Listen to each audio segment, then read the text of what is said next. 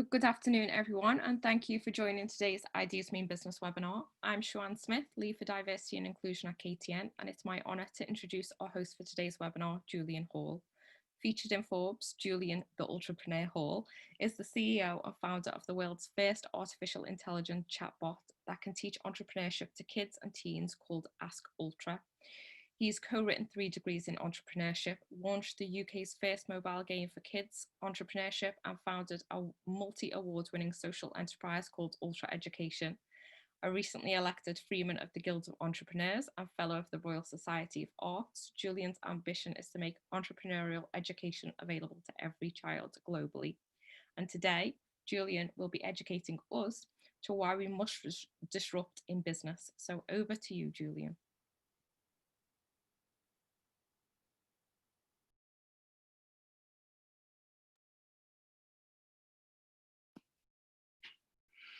Thank you, Siwan, and good morning, everybody. And thank you for the introduction. I really liked the video, actually, the introductory video for Ideas Mean Business. I think it really does set the tone for the entire initiative. And thank you to KTN for inviting me to be one of your speakers. So today I'm touching on a topic which I'm really passionate about, which is around disruption and why I personally think you must disrupt in business. Not you should, or that it would be nice to, but why disruption in business is today an essential and a must-have for anyone who is thinking about starting their own venture, becoming an entrepreneur, or indeed adding value to an existing business. So a little bit about me in numbers. So that's a picture of myself and my son a few years ago at our second Kids Business Fair at Here East in the old Olympic Park in East London. And it was an event where we brought together about 40 kid entrepreneurs. Youngest at that fair actually was 5 years old, a young entrepreneur called Tegan Helen, who you can look up. And we had a great day at that event. And it really, for me, was a disruptive moment in how we teach entrepreneurship, not only teaching it at a young age, but creating an environment where young entrepreneurs can showcase and share their ideas. But if we start with the 27, so that's how long I've been in business. I started my first business when I was 18 years old. And then we go up to 4, which is the number of books that I've written on the topic of innovation, entrepreneurship, social media. I have personally helped over 100 young people set up in business. It's a lot more than that, but if I make it any higher, it'll sound unbelievable. 15 is the number of countries that I've spoken in on the topic of innovation, digital, and entrepreneurship. 3, as Siwan mentioned, is the number of degrees in entrepreneurship that I've written or co-written and helped to validate for a number of universities across the country. And 9 is the number of businesses that I've set up. There's probably a few more. I keep forgetting businesses that I started when I was in my younger ages, the ones which didn't work out actually, which my brain has probably blocked out, but I've certainly learned from. And I was probably disrupted by organizations back then who knocked me out of the market, and hopefully I'm disrupting some now.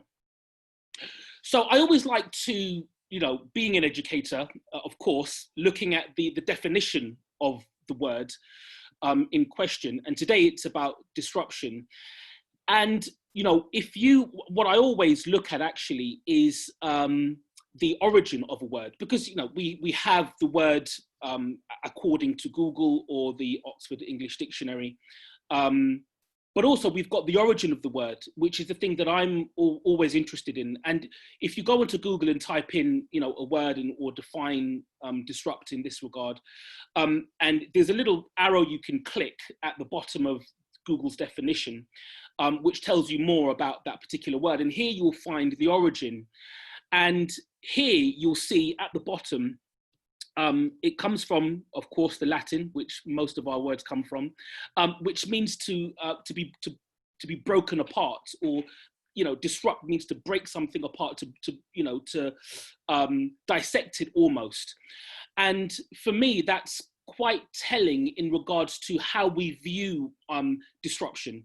And what I mean by that is disruption is a term which perhaps over the last 5, 6, 7 years has been used quite a fair amount in entrepreneurial circles when we're talking about technology and startups. But I'm not quite sure whether or not we really know what disruption looks like, especially in our own businesses. And I feel as if disruption has been toned down a little bit, when actually, for those of you who, as I'll give you an example, for those who may be old enough to remember music streaming services, before they were music streaming services, they were just music download services. And there was a company called Napster, which was made famous in the Social Network movie. But again, for anyone who's perhaps over, I want to say 30, would remember downloading music. And Napster was one of the first places that you could do that. Now, they were disrupting before this term disruption in business was a word which we were allowed to use. And disruption in that regard was quite obvious. They had obviously came into the market and used technology to change the way in which we accessed and consumed music. And the reason why it was disruptive is because it upset everyone else in the marketplace. It really set, as they say, the cat amongst the pigeons. And it didn't do it, it wasn't permission based. They didn't ask if it was okay to do that. But what it did do was it signaled the very sharp end of innovation, which I regard as disruption. So it broke apart, and if we kind of unpick the journey from Napster to where we have Spotify and Apple Music and Tidal and all of those guys, it did break the industry apart. It did really change the way in which not only the consumers digested content, but the way in which the business of music, so the record labels, the artists, the studios, the way in which they go to market, the way in which they plan for their revenue, their growth, how they onboard artists. In fact, I work with a very popular music studio. I know the owner of a really popular music studio in the UK, and I was, explaining how games today would use music artists, and they would partner with them. Many of you will know some of the games that I'm talking about. And he said that actually the studio time for a particular artist who's quite well known was being paid for by the gaming company. It wasn't being paid for by the studio, it was being paid for by the gaming company. And that's completely, who would have thought that today, that's where the leverage for music would be coming from. It'd be coming from gaming, right? And not just the music industry. So it's a good example of disruption in a way that wasn't permission based. And obviously Napster, they really did cause a stir, but it really did change the trajectory of the industry. I'm saying all of that to say that if you are disrupting, it should feel like you're disrupting. So for those of you, we'll go into a little more detail on the topic, but for those of you who are already on board with this idea of disrupting in business, the qualifier for me is whether or not people think that what you're doing isn't going to work, or it's not a good idea, or there is some friction between what you're delivering and the general consensus. Because if it's just onboarded as a great idea immediately, it probably isn't that disruptive. So if we move on and look at some of the big players over the last 10, 15, 20 years, we can see very obvious examples of disruption. So I remember when Google was actually the search box for Yahoo. So again, for those of you who are old enough to remember Yahoo, Yahoo was the go-to portal on the net. That's where everybody went to for news, for weather, for updates on what was going on in the world. But the search was provided by Google, right? And Google, it was just that. It was just a search box. That's all they did. But they took it really seriously. And they disrupted because the way in which the internet at that time realized itself was simply by copying what we did in the offline world. So in the offline world, we had directories. If you wanted to find a plumber, if you wanted to find a dog sitter, you would pick up a directory and you'd flick through the directory. It was the Yellow Pages of the Thompsons local, and you would find it and you'd pick up the phone and make a phone call. So what Yahoo did was Yahoo replicated that online. They said, we are just going to put a directory with categories of businesses, of services online, and because that's what we do in the real world per se. Google thought differently. Google believed that they could use technology to provide users with a better experience. So instead of having to click through in a directory, why not just search? Why not just ask this database, which is effectively what Google is? They'll probably be upset by me calling them a database, but why not just use an algorithm to be able to take a search term and interrogate a database and then very quickly return a relevant answer, right? And that was how Google saw the world very differently at that time to everybody else, pretty much. And they really doubled down on that. They believed in that. That was their disruptive contribution to the market, and the rest is history. Amazon, as we all know, I mean, they have probably made our lives a lot easier during the pandemic by providing us with access to things that would have, kept us entertained, kept us healthy, and kept us productive in that time. But the way in which Amazon and viewed delivery was again very different, because until Amazon came along, we were more than happy to wait 3 to 5 working days for delivery. We were more than happy to go through a checkout process that we really didn't like, and that would have taken 5-10 minutes. You had to create a login, sign in, put in your credit card details, put in your delivery address, your billing address. You had to do all sorts in an e-commerce process. They came up with one-click shopping, right? And they then, because they started just by making books, they then opened up their marketplace to almost everything today. And so they disrupted the market by using technology to improve the experience of their users. And this bit is very important, and this will be a common thread throughout my discussion with you this morning. And that is, disrupting isn't just disruption for disruption's sake. You are disrupting to focus on the need of the user.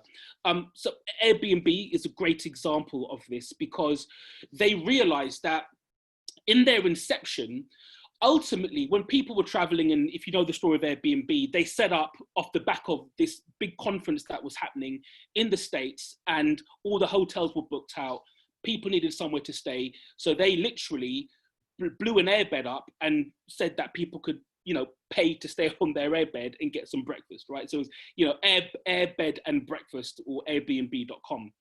But what they realized was actually, even though the hotel offering gave you concierge, your own room, it gave you, all the bells and whistles, when you really strip it away and you break it apart, you break that value proposition apart, all people really wanted when they were going to a conference or they were going to a festival or whatever it might be, was a place to lay their head. Now, the assumption was that you needed a trusted place to lay your head. You needed a hotel, you needed a bed and breakfast. You needed somewhere that was set up to do that. But actually, and I'm not sure if they've articulated it in this way, but I guess people trust people. And so the idea of staying in a stranger's place would have seemed ridiculous. And there were many famous investors who passed up on Airbnb because they said it would never work for that exact reason. But actually, people relate to people. We trust people, especially if they're on a platform where others will rate and review them. And for less cost and more convenience, and perhaps being in a neighborhood rather than a city central where most hotels are, Airbnb found their model because they just looked at what does the user want. Believe it or not, moving on to Dropbox, believe it or not, before Dropbox came around, it wasn't that easy to store your files in the cloud. They pretty much reinvented the way in which we did that. If you were super techie, yes, there were loads of places you could go on to store your files in the cloud. But Dropbox realized that this was a barrier. This technical knowledge was a barrier to many, many thousands or millions of people being able to take advantage of cloud storage. So they created a mechanism that allowed us to do that very easily without needing any prior skills.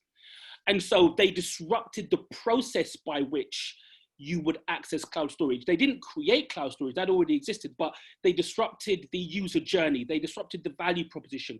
They made it available to everybody. And one more example, I'm sure many of you will recognize some of the icons on the bottom, but probably one of the most disruptive solutions in the last 10 years is Uber. Because again, prior to Uber and that whole idea, to get a cab, you had to go, get up, walk to a minicab station or pick up the phone, ring them. You had to have cash, you know. And if you think about where technology had gotten us to prior to Uber's existence, there were lots of things that we could do before Uber packaged it for us as users, i.e., we could already pay without using cash, right? We could already track journeys and map things. Mobile apps were already a part of our daily lives. Those things, not having to pay cash, being able to track journeys, and being able to do it all from a mobile device, all they did was take what technologies already existed and the things that we were already comfortable with doing, and they put it into one place for one user issue, one user challenge, getting a cab. But also on the supply side, they open up the availability of that as a revenue generating opportunity for people who wanted to start their own ride sharing opportunity. So we now have people who, you know, don't have to take the taxi cab. For those of you who are aware of what, you know, taxi cab drivers have to do, they need to take a pretty lengthy exam to, with knowledge of the city that they're operating in. Uber drivers, they use the maps, they use Google Maps, they use Waze to find their way around, right? And so all Uber did was to take what we already benefited from and created a solution. Again, very, very disruptive. And I remember being on at a kind of tech startup event in Shoreditch. And this wasn't even very recently. This was, I want to say, 7 or 8 years ago. And there was a panel of VCs and somebody says, you know, what do VCs look for? What are they investing in? And one of the panelists said, well, you know, as a VC, thinking about our funds and how we distribute our finances, if we just want a safe investment, we'll put it into property, we'll put it into stocks. What we're investing in is disruption. We are investing in disruptive ideas that will be able to give us huge returns, 10, 50, 100x returns.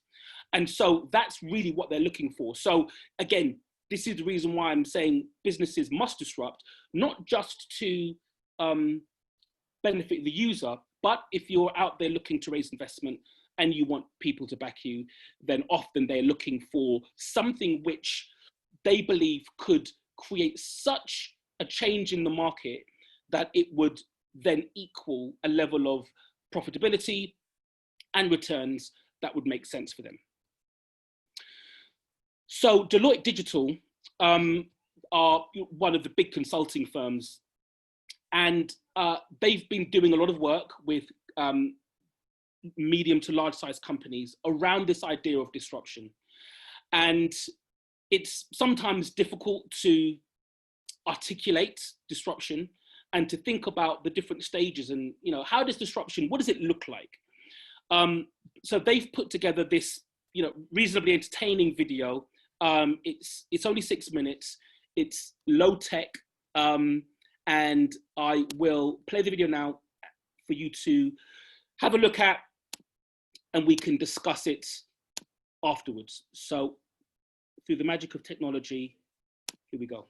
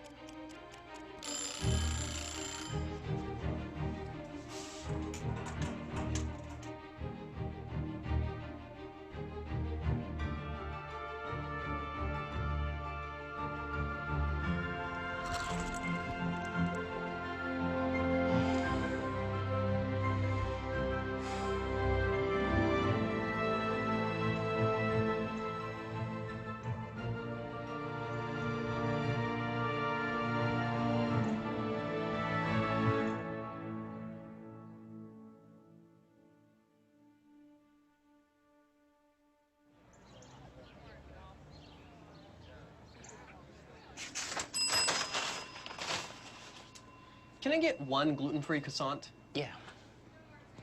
Wait, does that have butter in it? Yes. You wouldn't happen to have any without butter, like a butter substitute? Like olive oil or canola oil, coconut oil, grapeseed oil? I mean, any oils at all? I gotta return this croissant. Return a croissant? There's no nuts. I took a bite. No nuts on the inside. No almonds, no cashews. There's no peanuts in there. There's no walnuts. I expected nuts. I'm allergic to nuts. I'm also allergic to eggs, milk, butter, sugar. I'm not allergic to nuts. I'm not allergic to anything. I just want no nuts. Some nuts. Too many nuts back there. Is there nuts in that thing? Is there nuts in that thing over there?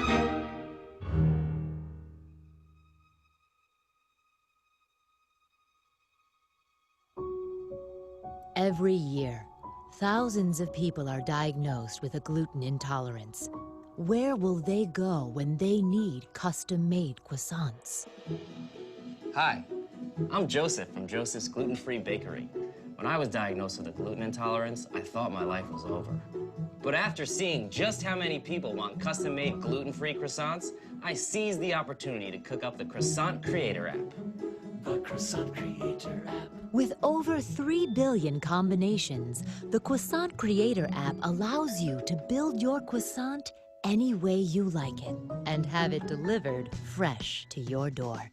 Or come on down to the store and ask for Joseph. I'll make it for you myself. He will make it himself. Joseph.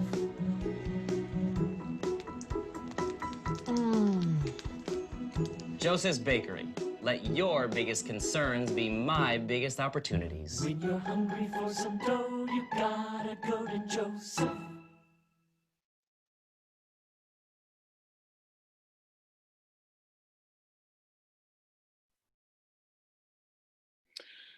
So, as I said, very low tech, but I think it did a really good job of articulating the difference between innovation and disruption. So if we look at Mr. Baker's journey, he found a problem. He was gluten intolerant, a problem that he connected with. He then stumbled upon this gluten-free cookbook and realized that actually he could make the same types of baked goods that he and his customers enjoyed, but he could make them gluten-free, which I'm sure, you know, strikes a tone with many of us, because I'm slightly, you know, intolerant to gluten, not as much as some of my friends and relatives, but you know, it's a thing, and it's a big thing. There's an audience, and he realized that he could still deliver and have a business on the back of it. However, what Joseph didn't realize was that even though he may have innovated by coming up with a gluten-free bakery, that the market was so broken apart. The market was almost disruptive in regards to all of the choices that exist when it comes to healthy eating. And I always laugh when the first guy asks him if he has any canola oil, I can't even say it. And then you have all of the different needs, and some of you out there may relate to some of those needs, but they were focused on a croissant, right? You know, why would you have so many different options? But the market was broken apart.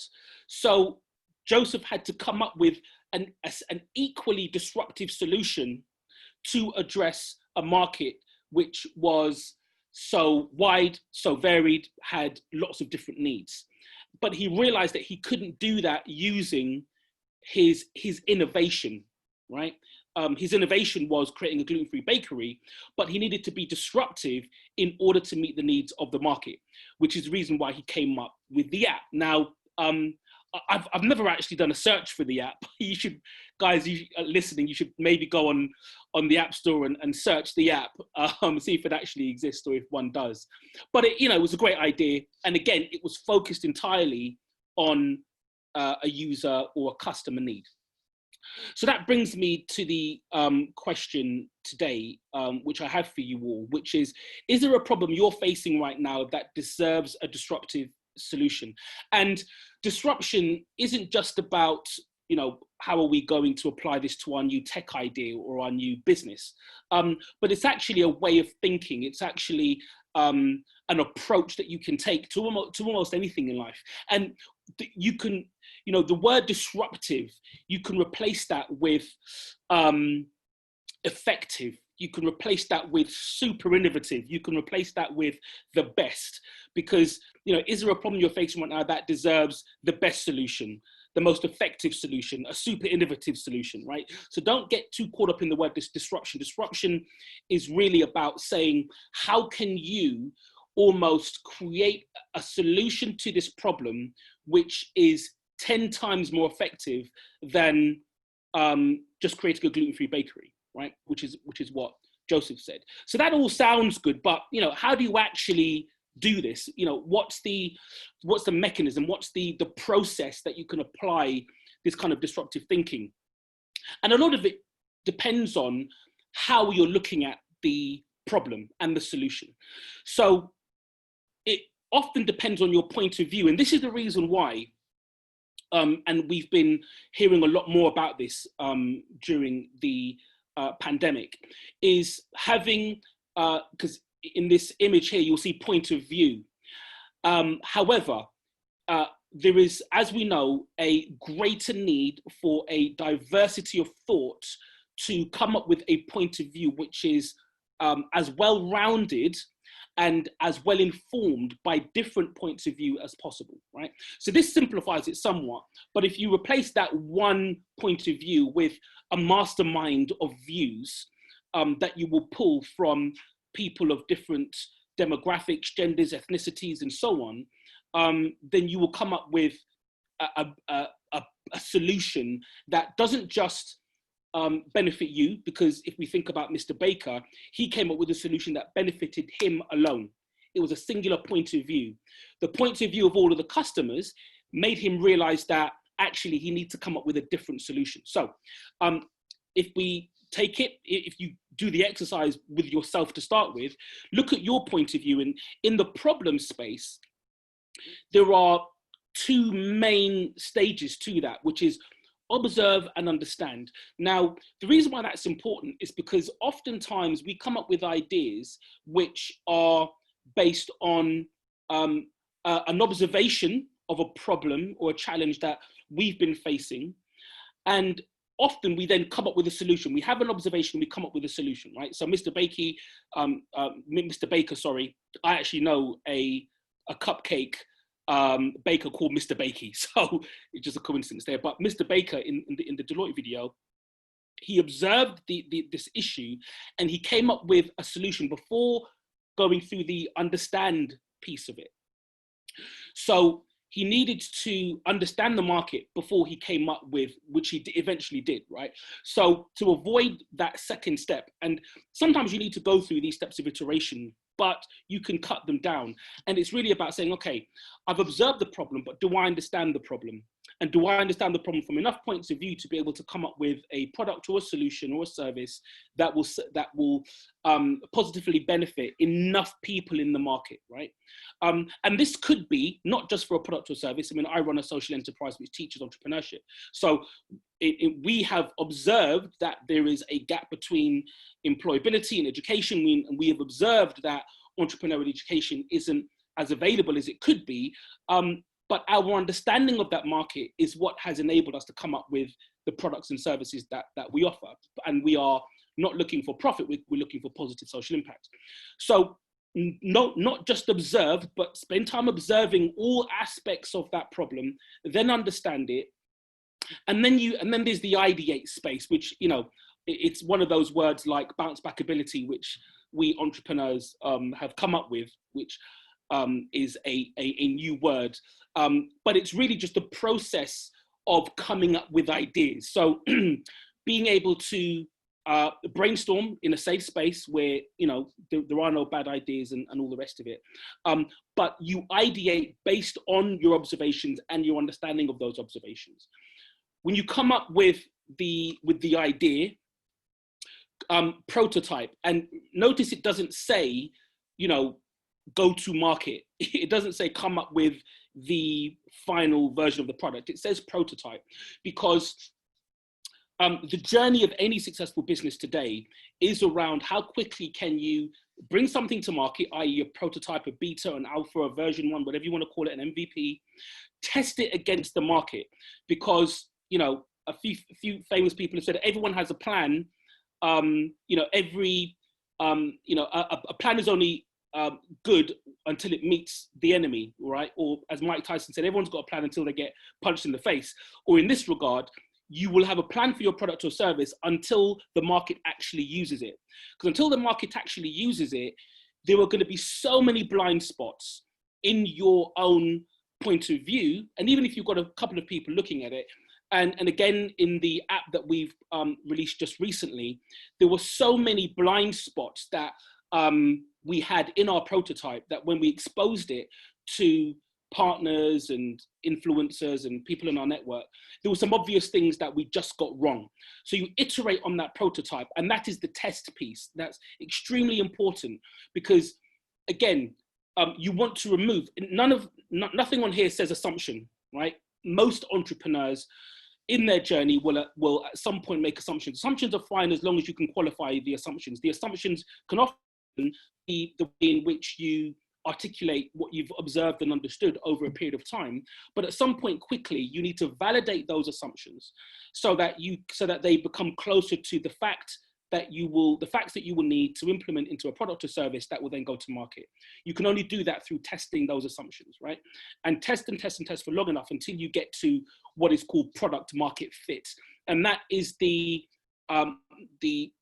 point at which the market is downloading, using your stuff in droves. And if you haven't heard of the term product market fit, I would go away and do some research. It was coined by the founder of Y Combinator, which is one of the biggest, most successful tech startup incubators in the world. So do definitely look up product market fit, lots of videos on it and how you get to it. So let's look at this in practice. And you know, how has TikTok disrupted? Because it clearly has. TikTok has obviously changed the way in which social networks not so much operate, but in terms of the way they have impacted the market, impacted users. And even though it seems like, you know, a harmless social network that has just stumbled upon a few elements which has made them the fastest growing social network, it was certainly carefully engineered. So if we think about the question then becomes, well, Julian, what problems did TikTok solve? Well, in the world of content, so if you think about some platforms like Netflix or YouTube, we all know that there is a what do I watch next problem. You know, it's a what do they call it? It's a first world problem, albeit, but it's still a problem that is, there's so much content. What do I watch? And I'm sure some of you, and if you've not done it, you've seen it, people will post on social media, can somebody recommend something for me to watch on Netflix, right? No one asks that on TikTok. The reason why no one asks that on TikTok is because as soon as you fire up TikTok, it presents you with something to watch. You don't get a tiled view of options. You are presented with something to watch immediately. So it solves the what do I watch problem. And then as you flick, as you stay and watch, as you like, as you comment, the algorithm very, very, very quickly works out what types of videos you like, and it shows you more of those videos, which is the reason why you will hear people say, I went onto TikTok to work out, you know, what it's all about. And an hour later, I'm still on TikTok, because the algorithm does a very good job of serving you content that you actually already like. So it keeps you in an echo chamber of sorts, but that's fine because it's personalizing the experience for you. The next problem that TikTok solves is what do I do? So so there's the consumer problem, what do I watch? But then there is the content creator problem, right? And if we think about challenges like the, you know, Don't Rush Challenge, if you've done it, then you can let us know in the chat. But if you are a content creator, whether you are creating content on YouTube, if we use YouTube as the example, any YouTube content creator will tell you that one of the problems is, what content do I create? because there's a challenge around the title of the content, the thumbnail of the content, the actual content itself, and so on and so forth, right? Loads of problems around that. With TikTok, if you are a creator, that problem goes away because the content you create is based on the content that's already trending, whether it's the dance, whether it's a challenge, whether it's a prank, whether it's a hack. You are creating the same content as other people in the main, right? Some people come up with new stuff, but in the main, the majority of their users are creating the same types of content. And, you know, they've made this very sticky and viral because the celebrities are creating the same content as you, right? So it creates a different type of dynamic that you don't find in the other social networks. So the science behind it is the artificial intelligence in TikTok. So what I've just articulated here is on the left, you'll see the consumption piece. So the artificial intelligence that sits behind the feeds, the channels, and the entry points based on the country you're in, how old you might be, the city you're living in, time of day, all of those things will influence what TikTok shows you. And then on the far right, you've got the creation. So you've got all of the different aspects of the TikTok creative process that gives you as many options as you'd like to be able to come up with great content to watch. And the other thing that TikTok does, and you know, and if we go back to the Don't Rush challenge, is the ability to edit your content. Now, again, if you've ever tried to edit a video on YouTube, looks easy until you actually start doing it. If you want to create a high quality, a high standard of quality on YouTube, I mean, you know, great lighting, great sound, but the editing process usually takes longer than actually filming the video, right? So if anyone has tried to edit a YouTube video and you felt the pain, then you know what I'm talking about. However, with TikTok, you don't need to do that. TikTok gives you the kind of the editing features and functions, the filters, the effects that the top TikTokers would use. So the idea is that you can create the same quality of content as the very best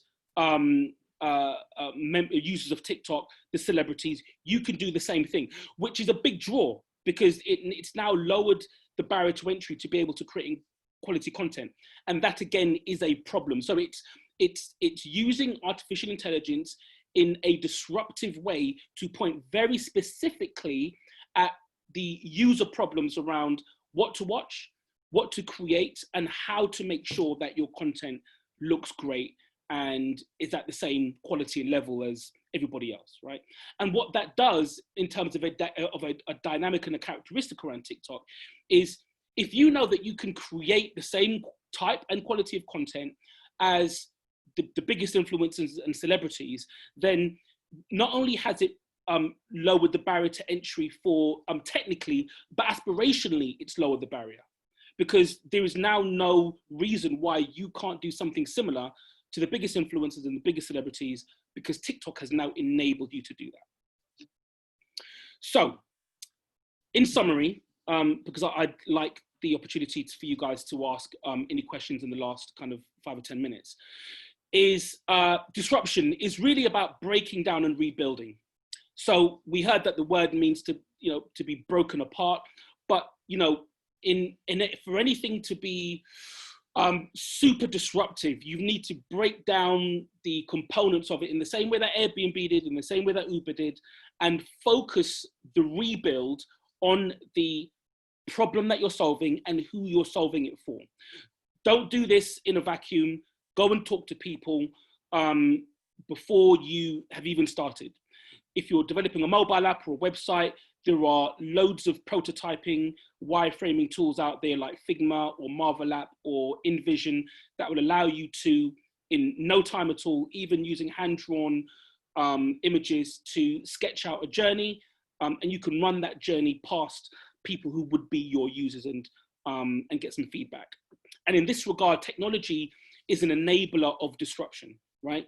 So technology isn't the thing that disrupts, technology enables the disruption because the other social networks, Instagram, YouTube, Netflix, Amazon, they all use artificial intelligence, but they didn't use it in the way in which TikTok used it.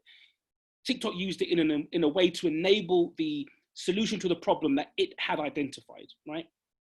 But also, disruption happens in stages. You know, we're not going to all, I mean, even if you think about the way in which Uber approached the market and Airbnb approached the market, that disruption almost sounds like a one-time event that happens. You know, we watch a movie and things get disrupted and it all happens in the blink of an eye. That's not what happens in real life. Much like Mr. Baker and his gluten-free solutions, it happens in stages. Disruption happens in stages.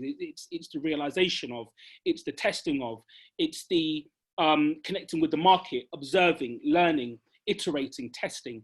It happens in stages. So do not feel as if you're not innovating or disrupting because you're not waking up the next morning and you've changed the world. These things happen over time.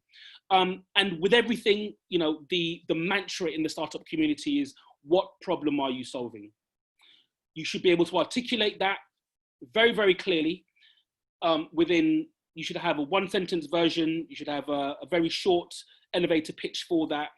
And once you are able to articulate that, can you now prove it? And once you've proven it, can you prove it at scale? Can you prove people will buy it, et cetera, et cetera? But focus on solving a problem. That's the reason why, in my view, entrepreneurs exist, because we are here to make the world a better place. And we do that by solving problems and making things better for anyone.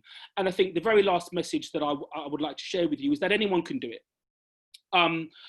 You know, I don't look like, you know, the founder of a tech company. If you know, there were lots of non-diverse images of people in tech, of successful entrepreneurs. And I'm here to tell you that against the statistic of myself as a boy of Caribbean heritage in the borough of Brent, and statistically, my life chances should have been quite low, and that still is a challenge for Caribbean boys in Brent today, that because I have exercised my own aspirations, technology, and have taken lots of good advice and have digested as much learning as I could, as hopefully you guys are doing today, that it is available to anyone. And there are great organizations out there like KTN and hopefully like ourselves who are here to support you along that journey. So with that, thank you for staying with me. You can connect with me anywhere on social media at The Entrepreneur. And if you do have any questions, I will very much look forward to hearing them. Thanks, Julian. It was a great presentation. So we've got a couple of questions for you. I'm Sure. going to kick off with this one, which is, are there any tools you'd recommend to go through the process of coming up with new ideas?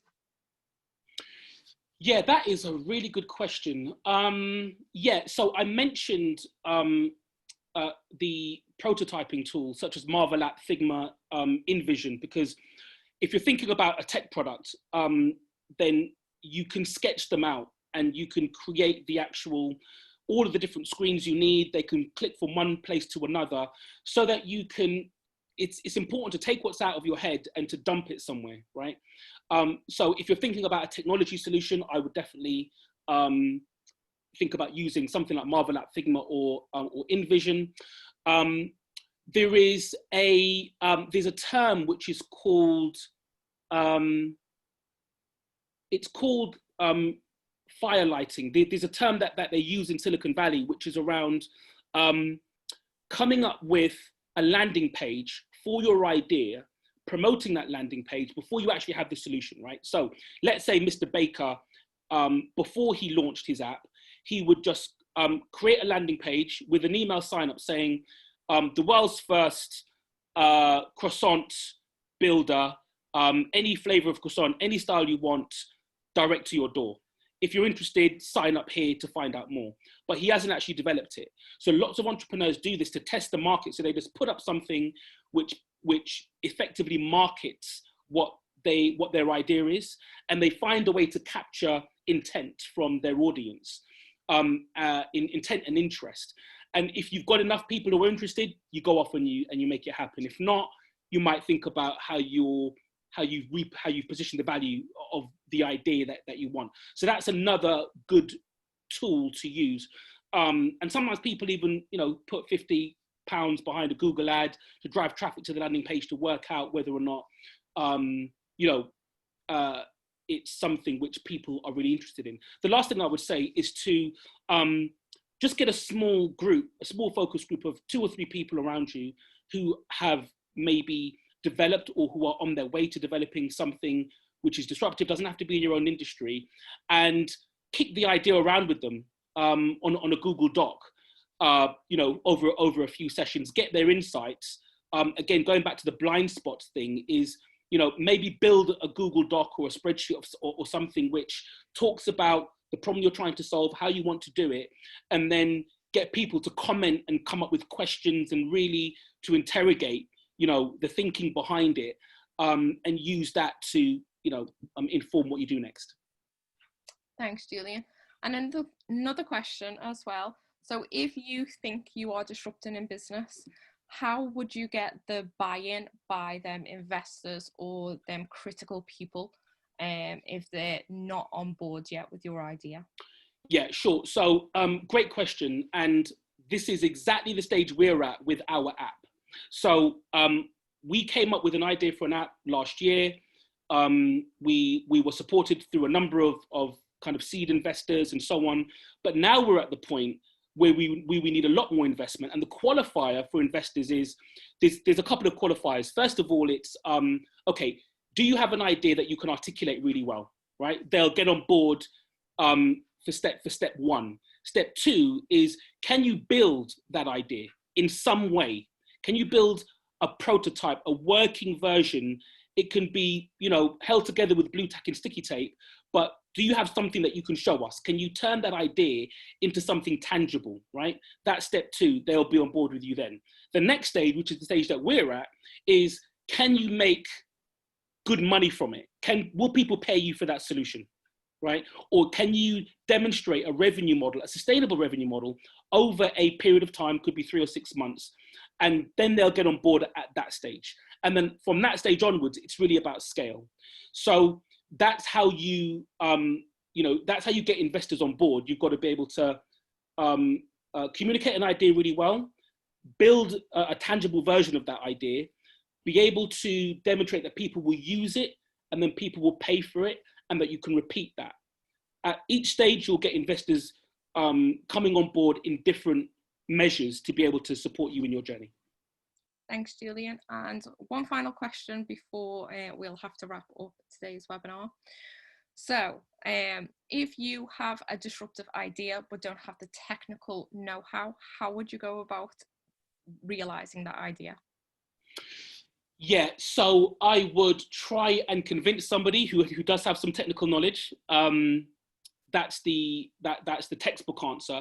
The other more current answer is that there is, if you haven't heard of it, a movement called no code. So there are lots of entrepreneurs who are building tech without writing one line of code, because there are loads and loads of platforms out there that will allow you to build mobile apps. So Buildfire, for example, is a great platform to allow you to build mobile apps. Squarespace and WordPress, you can build websites, without really having to do any type of code. Even the whole chatbot space that we're in, we're building it. A lot of the build has happened without actually writing any code. So look up no code. There's loads of platforms that are really trying to empower entrepreneurs who are in that space, who don't have the technical knowledge, because that is a barrier. And if you are a great techie, you've probably already been snapped up. So it's a difficult thing to find, but definitely no code is something that I would look towards, and seeing if you can just pull together some off the shelf solutions to give you the prototype, that tangible product that you need, and then you can then take it to the next stage. Thanks, Julian. So we're going to wrap up the webinar there, unless you've got any final comments for our audience, Julian. No, just do follow the Ideas Mean Business hashtag, because there's lots more great webinars coming up, and definitely absorb all of the content from KTN, and do look us up online as well. Thanks. We'll be sharing Julian's company details after this webinar, as well as the slides as well, and the recording. So all that's left for me to say is thank you very much for hosting today's webinar, Julian. Hopefully today's session has inspired a few of you to think differently about innovation, business and disruption. I'd also like to thank everyone who has joined us online today. Our next Ideas Mean Business webinar is taking place on the 24th of September, where Sonia Barlow, founder of Like-Minded Females, will be exploring the importance of personal branding. So we hope you can join us for that. If you'd like to keep up to date with all the Young Innovators news and events, please do sign up for our newsletter, follow us on Instagram or visit our program page. Again, we'll be circulating details of them out. And once again, I'd like to express a massive thank you to Julian Hall for hosting the wonderful session today, and for you all for joining us. I hope to see you again next time. Goodbye, everyone.